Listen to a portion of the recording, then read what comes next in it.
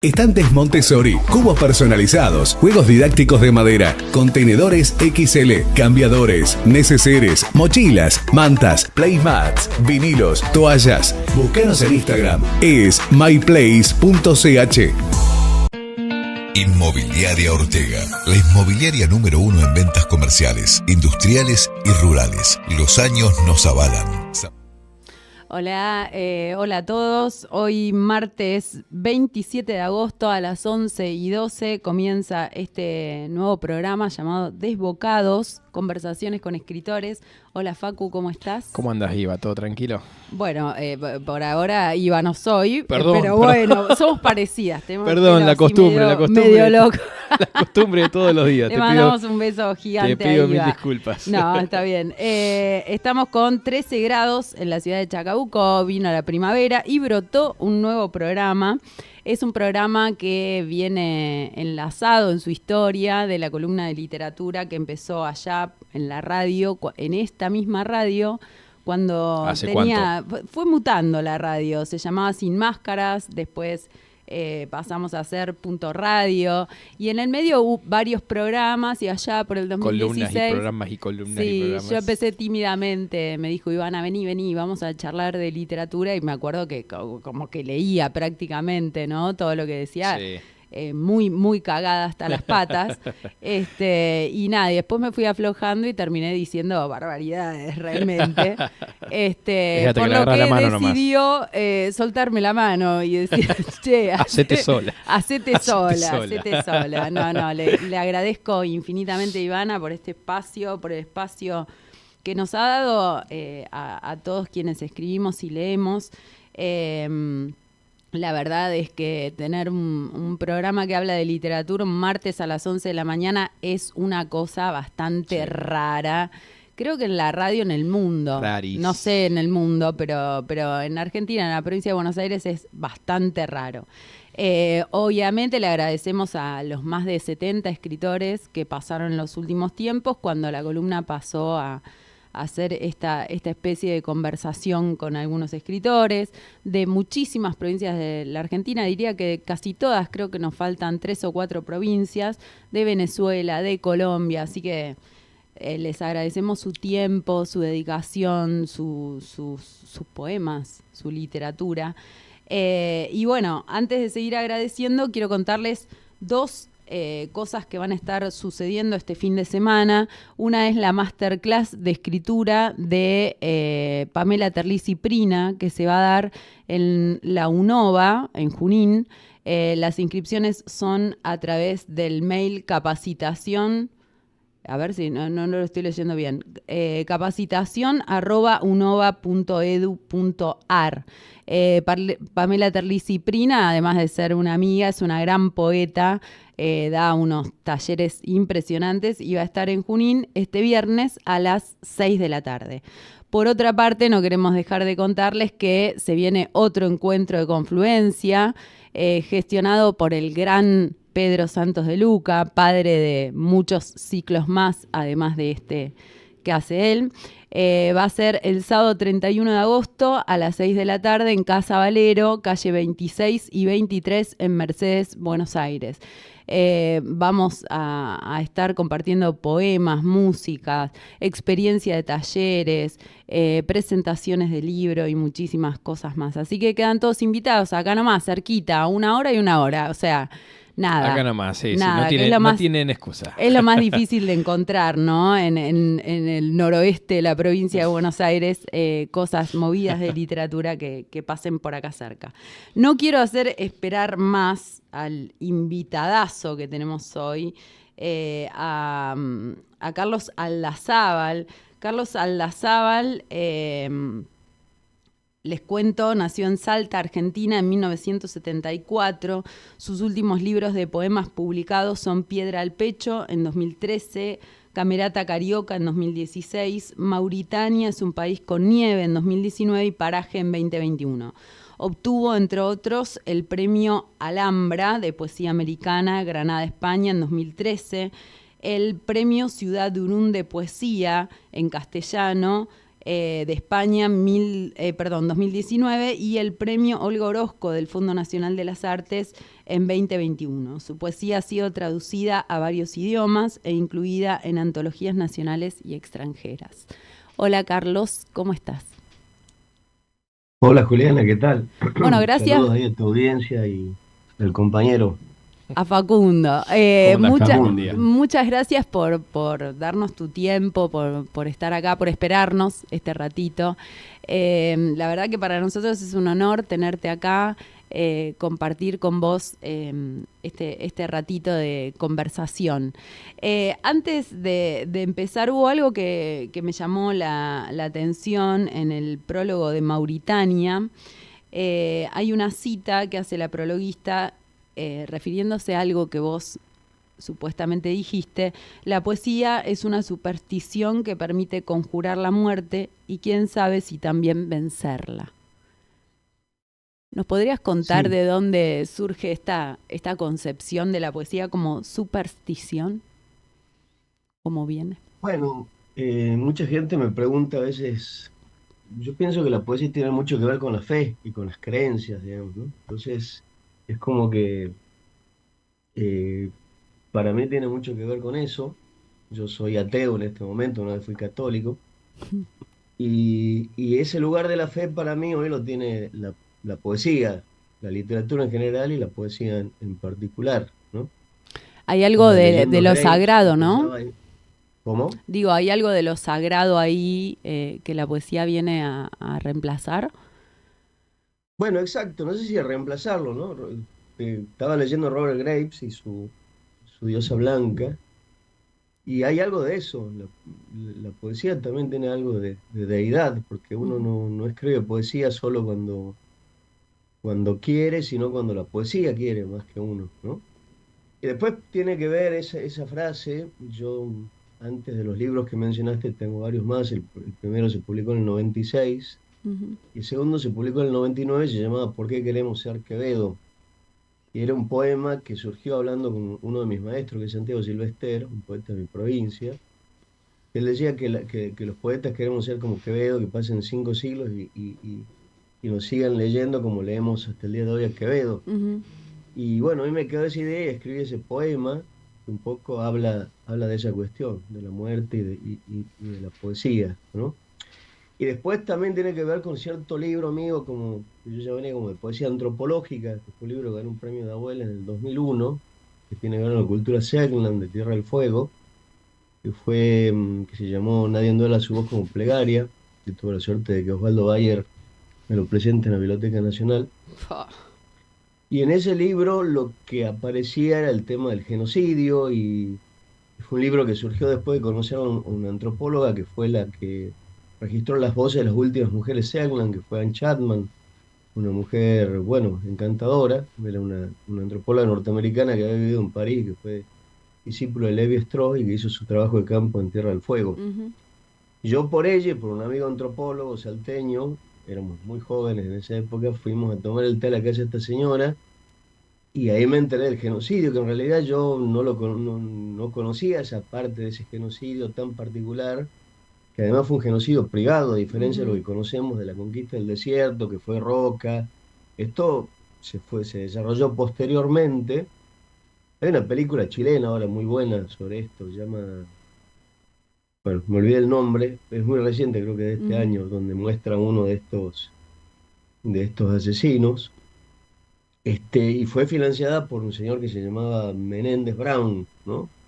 Algún pariente lejano de uno que fue ministro de uno de los presidentes recientes. Bueno, y pagaba por Oreja de Indio. Tuvo que ver con la Patagonia Trágica también, un poquito más al norte, pero en la isla especialmente pagó para perseguir a Selknam, que eran nómades, y que por supuesto le afectaba su modo de producción. Bueno, yo no escribí un manual sobre los Selknam ni escribí historia, sino que escribí poemas después de conocerla a Anne, y bueno, fue una experiencia bastante interesante que me sirvió para ir a la isla en ese momento, en unas becas de la Secretaría de Cultura, y para volver a la isla en 2012 a una comunidad que se llama Rafaela Ishton, que está en Río Grande, en la parte norte de la isla. Así que bueno,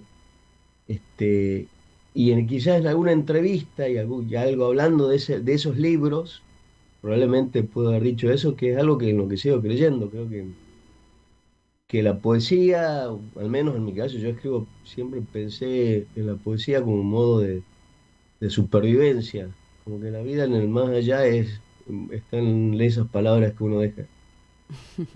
Hay algo interesante en esto que estabas contando recién, en la idea, por un lado, de superstición, por otro lado, de lo sagrado y también de lo antropológico, porque eso de alguna manera, digo, obviamente en el poema, en el poemario, perdón, Parajes, lo antropológico aparece fuertemente, pero ya está presente en, por ejemplo, Mauritania. ¿Cómo lo vinculás? ¿Siempre apareció en tus poemarios, en tus poemas? ¿Aparece este vínculo entre la antropología, lo sagrado, la En lo de trascendencia? la antropología fue a partir de ese tercer libro que implicó un trabajo de campo y técnicas de antropología. Ujú, Yo soy doctor en ciencias sociales, en ese momento era un estudiante de comunicación y habíamos tenido antropología en la facultad, así que era muy rudimentario mi conocimiento de lo que era un trabajo de campo, el diario del antropólogo, el extrañamiento, ¿no? Todo eso. ujú, Pero bueno, rudimentaria e intuitivamente pude acercarme a hacer eso. Después me encontré con la poesía de un poeta norteamericano estupendo que es Jerome Rothenberg, que hizo algo que él llama etnopoesía, que en su momento tuvo que ver con el pueblo navajo de Estados Unidos, ujú. ¿no? Él como que se vivió con ellos y escribió un libro fantástico. Y el caso de Paraje, que fue como retomar eso. Quizás todo libro es antropológico, porque desde esa idea Rambaud de yo es otro, Ujú, el tema de la otredad para los poetas y para los escritores, siempre estamos usando máscaras, está muy presente, ¿no? ujú, Pero libros en los que yo haya usado técnicas de antropólogo para escribir poesía, están estos dos, digamos, ¿no? ujú. Nadie duela su voz como plegaria y Paraje, que fue un libro que en el 2016 tuvo una beca a la creación del Fondo Nacional de las Artes y después tuvo la suerte de ganar el premio del fondo. eh, y que era como una deuda pendiente que yo tenía con cierta parte de Salta, de mi provincia, que es el Chaco salteño, que es una parte Ujú. bastante ignorada y abandonada, y que durante el secundario, cuando estaba en segundo año, ya no sé ahora cómo son los años del nuevo sistema escolar, pero en ese momento era segundo año, alrededor de los 14 años, Claro. leíamos a un novelista salteño fantástico que se llamaba Federico Gaufín. Y este había escrito dos novelas que se llamaban una en tierras de Magupelá y la otra Los dos nidos, que eran novelas que transcurrían en el Chaco salteño, en territorio wichí. Bueno, Ujú. y quedó eso como un terreno, un territorio de la aventura, de la utopía. Eran novelas como de aprendizaje, donde incluso habían citas con la gauchesca, había algún Claro. link ahí con el Martín Fierro, pero que además habían sido autobiográficas. Efectivamente, Gaufín viaja a esa zona a comienzo del siglo y además es testigo de matanzas también por parte del ejército de mujeres y de niños wichí, ¿no? Cosa que bueno, esta expansión genocida de la cultura occidental nunca se detuvo, va cambiando el formato, pero sigue apareciendo y sigue estando, ¿no? Ujú. Sea con los otros pueblos del mundo o incluso con trabajadores del propio mundo llamado occidental, ¿no? A que Totalmente. también Sí. nosotros perteneceríamos, pero bueno, también somos como marginales de ese mundo occidental. Ujú. Todo esto Y resuena, digamos, esta lectura que vos mencionás, que hiciste a los 14 años en el colegio, termina resonando de alguna manera como pregunta, como respuesta, como búsqueda en Parajes. La pregunta es, ¿la poesía cuándo fue que comenzó en tu vida? ¿Empezó ahí a los 14? ¿Empezó antes? Hay poemas que mencionan las coplas, ¿no? ¿Cómo llega a vos? Y yo empecé a escribir versitos rimados a los 8 años, más o menos, por Ujú, ahí. Sí, yo escribía, tenía un cuadernito que decía que, sí, poemas. Y bueno, creo que se perdió, ¿no? Mi vieja en algún momento lo guardó eso, pero después creo bueno, desapareció con el tiempo. Y sí, empecé así escribiendo coplas, también canciones, en una época cuando era creyente participaba en coros de iglesia y hacía canciones de festivales de la canción, e Ujú, incluso con esas canciones que componía ganaba premios. ujú, Pero fue algo como inevitable la poesía, ¿no? Y qué sé yo, en la secundaria me acuerdo, un par de años, ya hacia quinto año, por ganar un concurso con un poema, el curso salió del aula. Y bueno, para mí eso fue fantástico porque fue ujú. un modo de escapar de la escolaridad gracias a la poesía. Y mis compañeros y compañeras estaban encantados, por supuesto. Hermoso además, ¿no? Pues la poesía como fuga, como Bueno, la ruptura. poesía siempre fuga, sí, Ujú, claro. El tema es em, cómo, digamos, salimos de lo que se llama el lugar común, que a veces también es un lugar vital, el lugar común, ¿no? No solamente lo que uno corrige cuando corrige los poemas o cuando tallerea un poco los poemas, sino como el lugar común del poeta o el lugar común de la vida, ¿no? ujú. Desde Bueno, dónde ese pensamos, es ¿no? el Desde, desafío. desde dónde estamos posicionando la mirada poética, ¿no? Si es un lugar habitual para quitarle la cosa peyorativa con la que carga lo común, si es un lugar habitual o no, dentro de la misma poesía inclusive. Pasa digo, además de ser poeta, sos editor, ¿cierto? ¿Te pasa encontrarte con esto de lo común muy habitualmente o al revés? Em, En las Como búsquedas me editor, refiero, en las búsquedas que haces como editor, sí. sí, yo en realidad no busco, más bien fue un proyecto, después si querés ahora lo conversamos, pero antes de contestarte esto, Ujú, me quedé pensando en eso que decía de la relación entre cómo esa experiencia de lectura a los 14 años reapareció en Paraje. ujú, Y la respuesta en realidad es bastante concreta, porque cuando hice el viaje como para hacer el trabajo de campo en esa zona que es Santa Victoria Este, fui con uno de los que había sido mis compañeros que había leído conmigo Gauffin, además que no lo vi hace mucho, que ahora es oftalmólogo, ¿no? Y que por supuesto no tiene nada de formación antropológica y era lo más menos políticamente correcto que podía haber en su trato con la gente wichí, pero ujú, que como había sido oftalmólogo y había ido ahí a hacer campañas solidarias para curarlos, fue bien recibido, digamos. Y él fue como mi guía en ese breve trabajo de campo que hice antes de escribir el libro y que también tuvo que ver con una lectura que fue Eise Juárez de Sara Gallardo, que es una mm, novela extraordinaria, sí. digamos, ¿no? Pero bueno, ahí tenés un poco eso de cómo hacer del ordinario algo extraordinario, de cómo hacer de algo traumático o algo espantoso, transformarlo en algo aurático, como decía Walter Benjamin, ¿no? Esto Ujú, de pensar que incluso en la época de esta donde hay reproducción técnica, también hay aura, también hay algo de eso que tiene que ver con lo sagrado y con una suerte de extrañamiento que es de nosotros como especie en el mundo, ¿no? ujú. Es muy En interesante cua- esto que decís respecto de lo aurático y lo sagrado que persiste aún hoy en un mundo donde pareciera que la inteligencia artificial puede ser una forma de reemplazo o de mejora de la inteligencia humana, ¿no? Hay algo ahí que se nos termina perdiendo, digo, como especie. Hay algo de pregunta,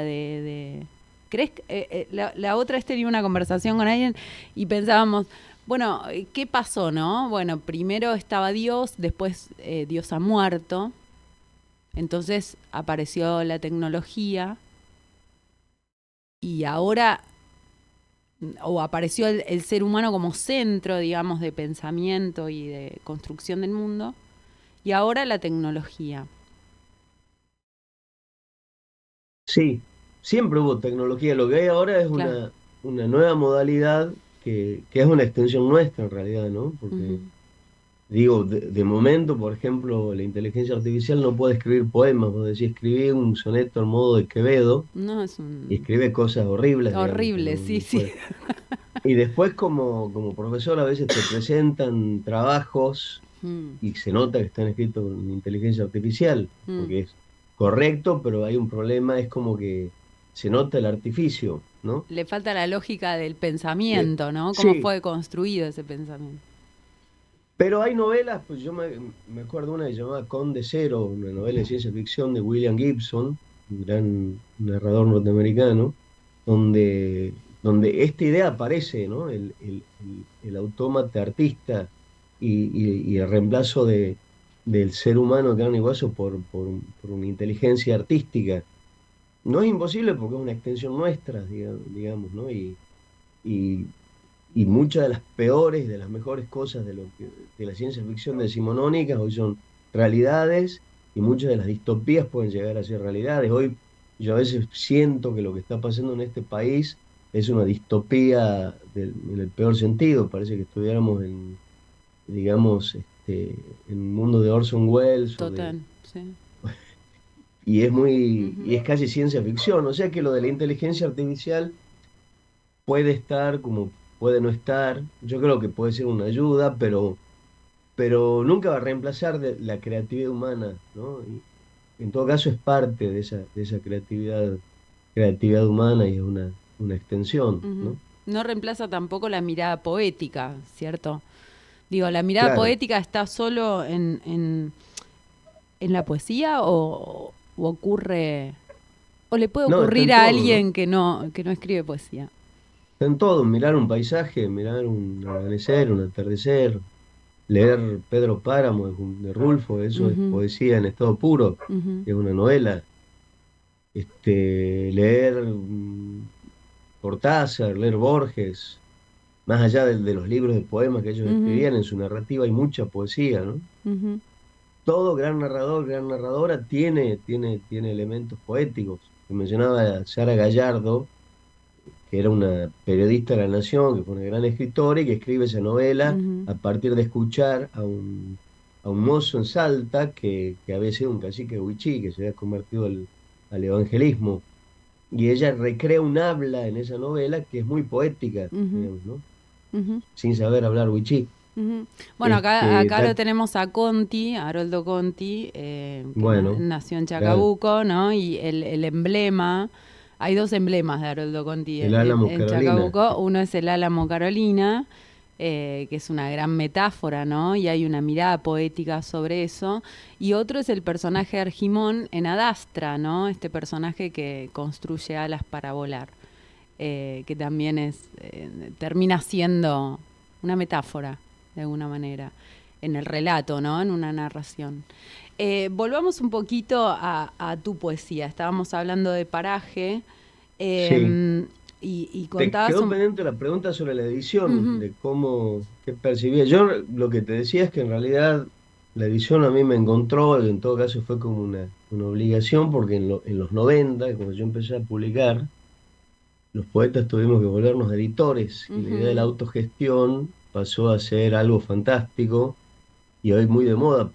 En realidad yo tengo que confesar que odio la autogestión y que odio, o sea, no odio editar, pero bueno, lo que quiero decir es que es algo que nos vimos obligados a hacer por la precarización y por la neoliberalización ujú, del modo de producción, donde a las editoriales grandes les dejó de interesar la poesía y salvo excepciones, porque hay algo de lo que Josefina Ludman, una gran crítica ujú, literaria, llamó en uno de sus últimos libros Posautonomía, no hay un interés real por la poesía como lo hubo en otra época, ¿no? Ujú, Entonces la poesía es como una cenicienta de los géneros, que, a la que los poetas tenemos que difundir y ujú, editar también, ¿no? ujú. Entonces como que esta figura del poeta editor, que ya había algunos en los 80 y 90, como José Luis Mangieri, que fue el editor acá en Buenos Aires de Ediciones de Tierra Firme, una editorial mítica, o Víctor Redondo, que además fue mi primer editor, que era el editor de Ediciones Último Reino, que además fue un movimiento. Ya estaban los de En Danza, que Javier Cofres es poeta, Mileo Ujú. también es poeta. Yo tengo que confesar que siempre me asusté porque yo veía el caso de Mayeri y de Redondo, que eran como poetas, habían escrito un solo libro y la edición los había comido, se habían vuelto Claro. editores claramente. Ujú.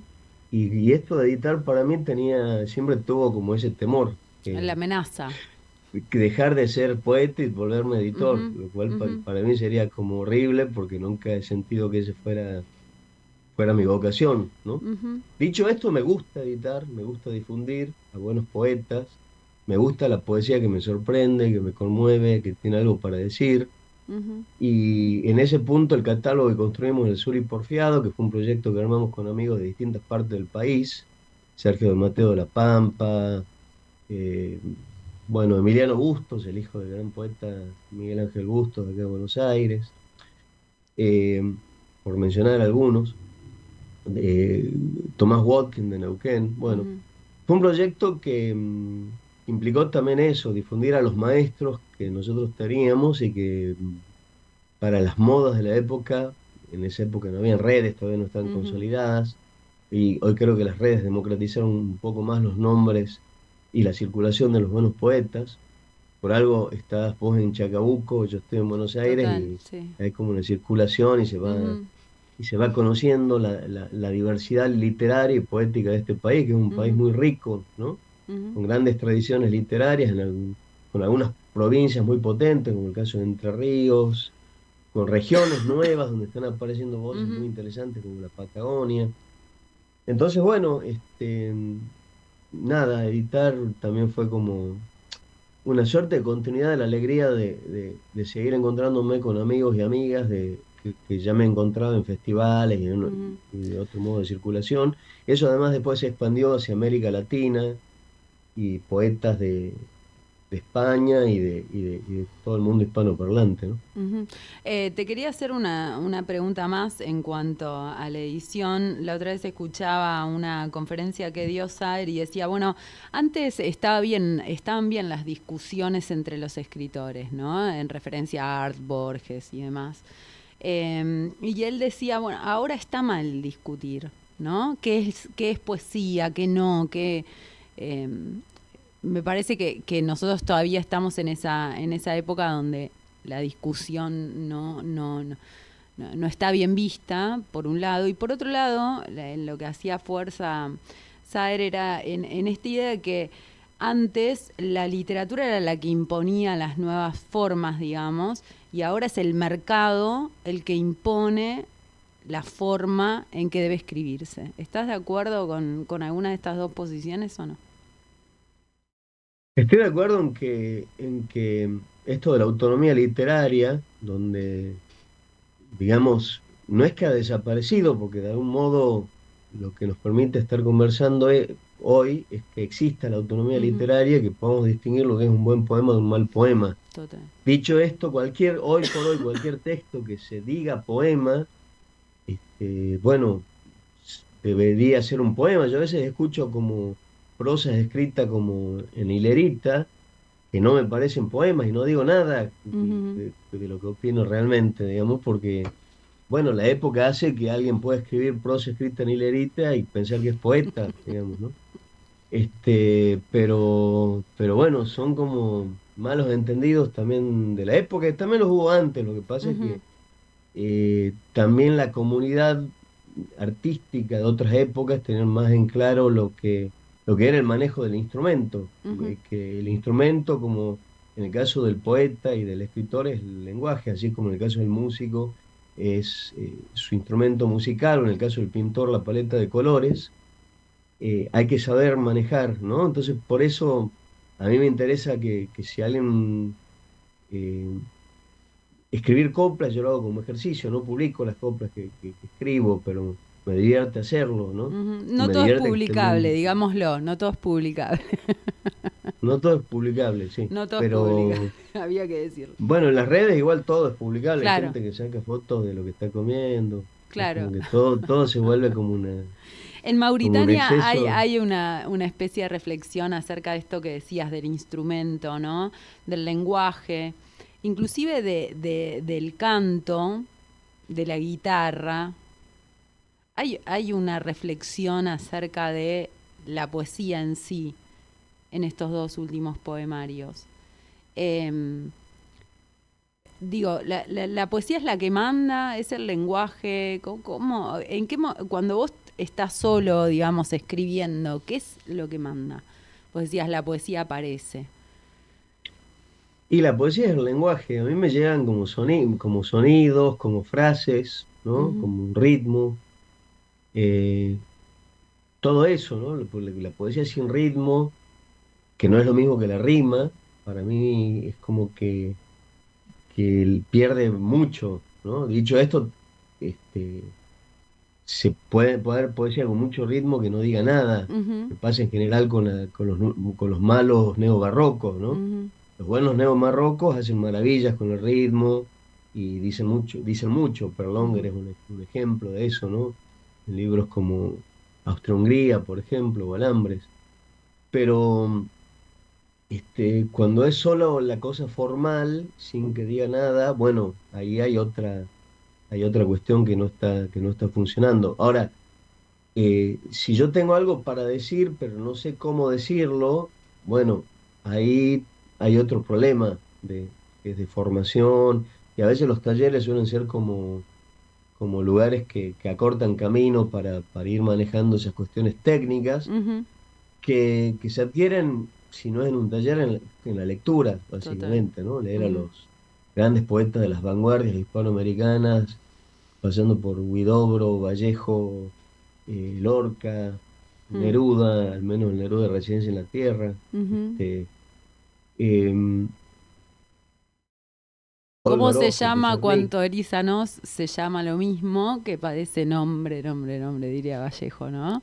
Es esto de ir en búsqueda del propio lenguaje para decir algo que de alguna manera los seres humanos venimos diciendo desde el principio de los tiempos, volviendo un poco a Los los temas de la inicios de esta poesía son conversación. los mismos y en todo caso, y están en todas las culturas humanas. Lo que pasa es que en Ujú, algunas culturas no occidentales la poesía se llama religión, profecía, ¿no? Por ejemplo, en la cultura Sogdiana no existían los poetas, existían los profetas, claro. los dueños de la palabra, además. Y esos cantos chamánicos, que hoy podemos entenderlos como poemas, tenían además digamos, un impacto directo sobre la realidad, cambiaban la realidad, o sea, era un efecto mágico. Y si Ujú, pensás en los profetas de la Biblia, también es otro caso similar, ¿no? Este, hay como un lugar de la poesía que tiene algo que ver con ese lugar profético y que según la idea de Graves, claro, Graves solo piensa en Europa, ujú, tiene que ver con esta deidad que es la diosa blanca, que aparece atravesando todas las culturas indoeuropeas, pero que acá en América había un dios de la poesía entre los aztecas, por ejemplo, los aztecas le rezaban a un dios de la poesía, ¿no? ujú, Eso es muy extraño. Y después la idea de la Pachamama andina, por ejemplo, también como algo que produce y que crea, ¿no? Es ujú, muy poético. ujú. Y los poemas de esas grandes culturas americanas, claro, no los pensaban como poemas como los pensamos desde Occidente, porque estaban incluidos en su cultura y en su Claro. percepción, ¿no? Dicho esto, mirando la cultura occidental, es increíble que podamos leer fragmentos de Safo escritos en piedra y que sigan Total, funcionando, total, ¿no? sí, O sea, que tremendo. eso también te muestra, y esto va con la primera pregunta con la que comenzamos, esto de que la poesía pueda vencer a la muerte, Ujú, porque digo, leemos a Quevedo y Quevedo funciona, leemos a Safo y Safo funciona, leemos a Catulo y Catulo funciona, ¿no? En distintos lugares, en distintas zonas. Y eso que hablamos dos poetas que no conocemos ni siquiera su idioma, que no manejamos su idioma. De Safo seguro, porque todavía es un griego todavía más antiguo, el que se habla y el que y el que llegó, pero, pero, pero que hace que incluso con la traducción, que es tan problemática, la poesía funcione, ¿no? Siempre los buenos poetas sobreviven incluso a las malas traducciones. Ahora, Totalmente. yo creo que un mal poeta, por ejemplo, yo conozco varios, no voy a decir quiénes, algunos escriben y parecen malas traducciones lo que escriben, digamos, ¿no? Entonces, bueno, ese es un problema. Si tu claro. poesía parece una mala traducción de Bukowski, supongamos, Claro, no. bueno, hay un problema. No estás encontrando esa voz propia de la que vos hablabas, no estás encontrando dónde estás vos en eso que es tan colectivo y que se va agrandando, que es ese idioma que manejás, porque si no manejas todos los idiomas, por lo menos manejas bien el tuyo, que ya es bastante manejar bien el español, que además es un idioma tan rico, con una tradición literaria y poética tan fuerte del siglo de oro a esta parte, ¿no? No quería dejar de preguntarte tu otra arista, que es la de gestor. Además de poeta, además de editor, gestor. Hace poquitito hiciste el encuentro de poesía en el Centro Cultural de la Cooperación, en el espacio literario Juan L. Ortiz. Tremendo, yo lo vi por Facebook. Gracias por transmitirlo, porque quienes vivimos lejos se nos hace difícil a veces ir a cada rato a Buenos Aires.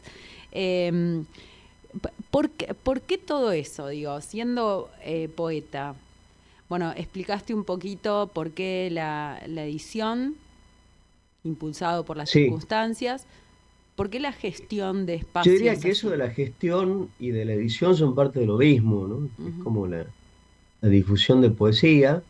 Y en mi caso, ya hace muchos años, Juan Villafaña, que es el director artístico del Centro Cultural de la Cooperación, me invitó a coordinar este espacio literario, que lleva el nombre de ese gran poeta entrerriano, que era Juan L. Ortiz. El nombre ya estaba puesto cuando yo entré. No sé si yo lo hubiera dejado Juan L. Ortiz, me gusta, pero bueno, queda como... La gente se suele confundir, piensa que hay una sala Juan L. Ortiz, por ejemplo, que no hay ninguna sala, es la programación literaria del Centro Cultural. Y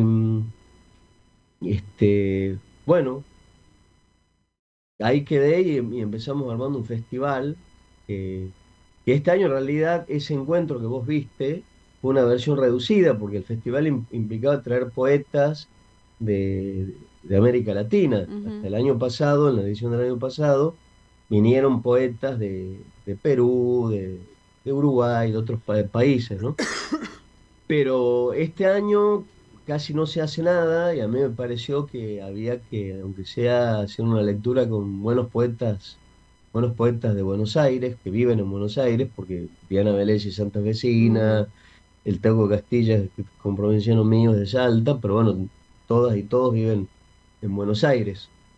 Entonces, dado la complicación económica que está atravesando el país, me pareció que era importante, dado que el Centro Cultural de la Cooperación no es un centro cultural que dependa del Estado y al que le vayan a intervenir las políticas espantosas de este gobierno que estamos teniendo, entonces me parecía importante, aunque sea para mostrar como un espacio de resistencia, ¿no? Entonces, Tremendo. creo que salió bien. Hermoso, la verdad que hermoso. Bueno. Hermoso escuchar a Juan Meneguina, a Paula Jiménez, a Diana Velez y bueno, a todos los que estuvieron ahí.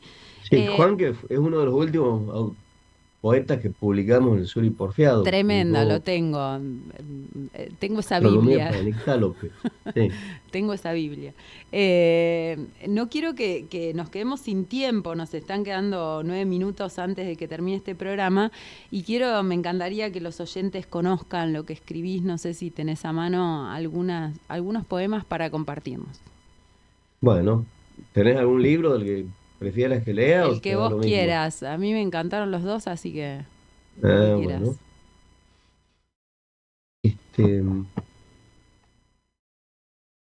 Bueno, voy a leer de otro que uno conoce, que se llama Piedra al Pecho. Bueno. ¿Eh? Es este. Ujú.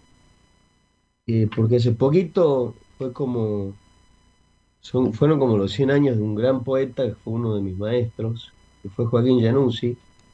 Hubiera cumplido 100 años si se hubiera seguido vivo.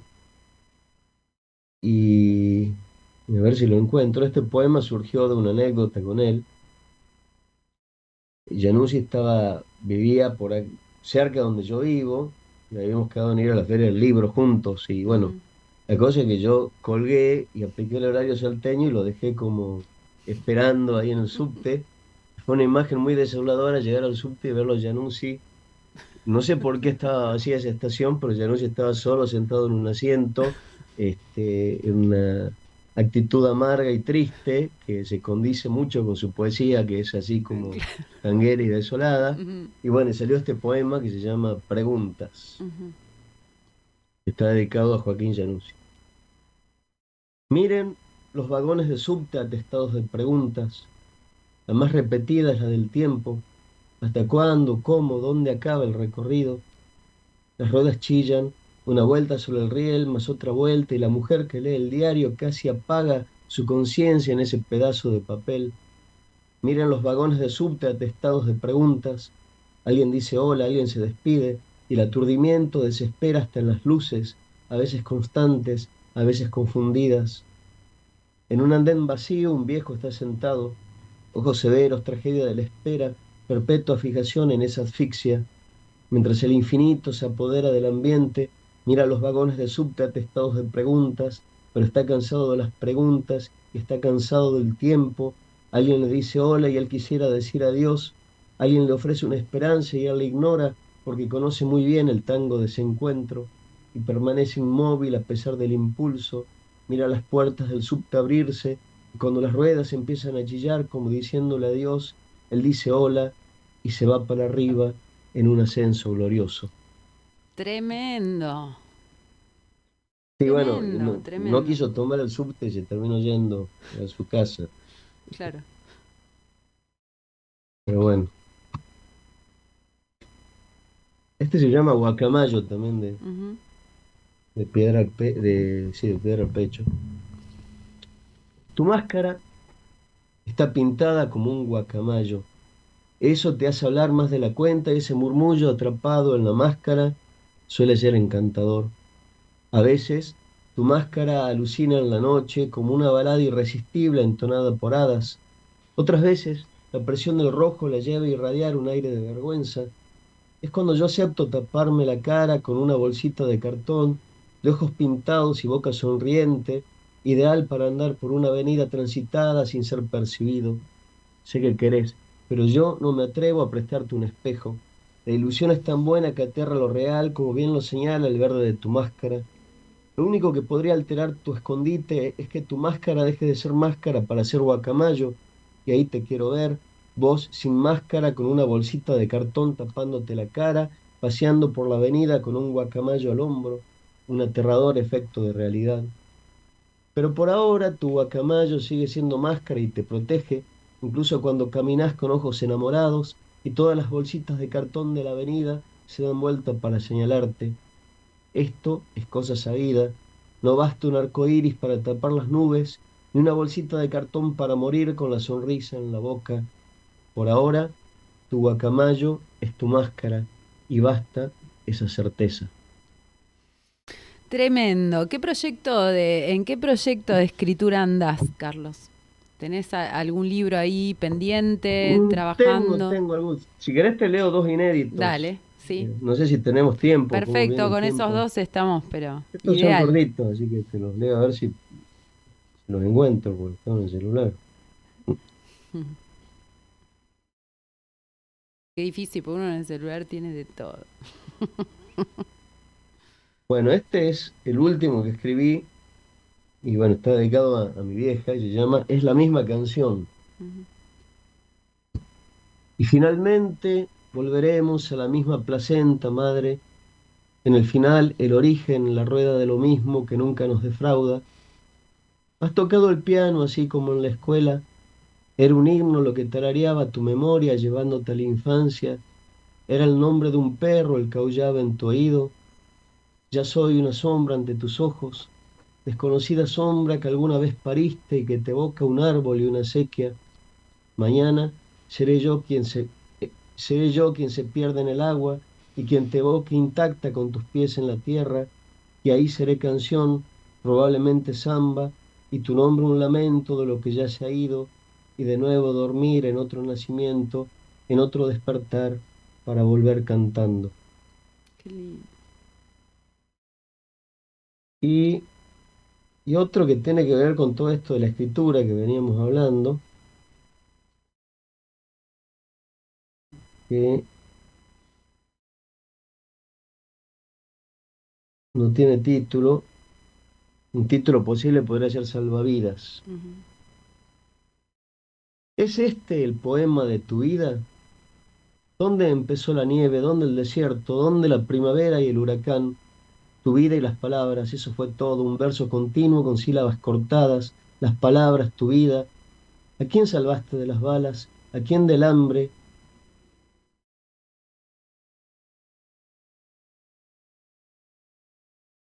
¿A quién tus versos alimentaron con la esperanza del porvenir? ¿Fuiste ese mundo añorado y triste o aquel otro dichoso y pervertido? Esta mañana tu soledad te dictó un aullido y ese aullido fue una ambulancia sin frenos por Manhattan. Hace un año manejabas tu destino en una ruta plana. Era dormir y despertar al borde de la muerte. Era soñar y divagar creyendo en tus poemas. Fueron tus poemas un salvavidas. Fue tu salvavidas un lamento por los ahogados en el mar. Tremendo. Pero ideal para cerrar porque bueno, tiene que ver con la poesía, es una superstición, ¿no? Gracias, Carlos, gracias por pasar por acá, gracias por tu tiempo, gracias por ser el primer invitado de Desbocados. Y bueno, esperamos Bueno, gracias a vos, verte Juliana. pronto. Gracias por invitarme. Por favor, un Y, placer. bueno, abrazos, saludos a la audiencia. Abrazos. Bueno, así pasaba Carlos Aldazábal en este primer programa de Desbocados, conversaciones con escritores. Gracias, Facu. Nos volvemos a encontrar el próximo martes a las 11 de la mañana.